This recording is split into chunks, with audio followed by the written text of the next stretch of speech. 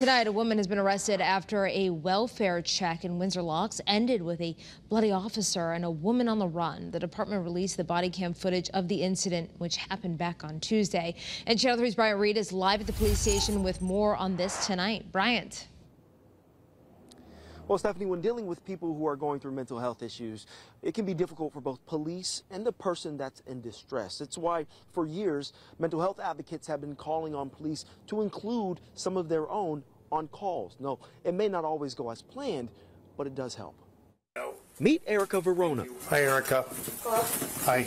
Windsor Locks police have just been called to her home by her dad for a welfare check Tuesday. He says the past 2 nights she had been screaming and banging all through the night. But when police and a community health resources representative sit her down to talk, she's not exactly in the mood. What happened today that you started screaming and yelling? I'm not too sure. Don't remember? I was upset. Verona has a noticeable bump on her head from where she's believed to have hit herself. CHR wants her to go to the hospital and get back on her medicine, but she has other ideas. Plugging in my vape for a minute. Okay, just leave this open. Where's the keys? Oh, over here. Let me have them. I need to plug in my... Excuse me, I need to plug in my vape. No, you're not doing that right now. I need my vape. Plug it in and... Nope, don't do that.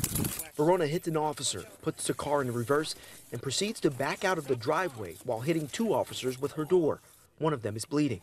Dr. Fred Dombrowski, the department chair of the University of Bridgeport's clinical mental health program, says situations like these are often difficult for all parties. Although the individual may not want to hurt anyone, they can get into a fight, flight, or freeze or fawn type of reflex where they may then attack people. Police are in a very difficult position because they're doing their absolute best to protect people.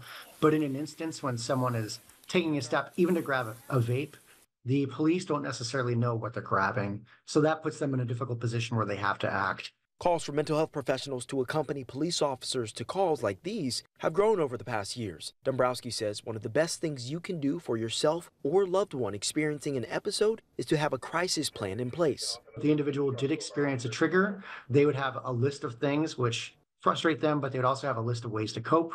They'd have people they can call, they would have places they can go, and they would also have access to some additional services. Meanwhile, Verona was later found in an Enfield parking lot and taken into custody without incident. And both officers involved in that were taken to the hospital to be checked out. They were released and are said to be doing okay. Meanwhile, Verona faced a judge next day on Wednesday with several charges.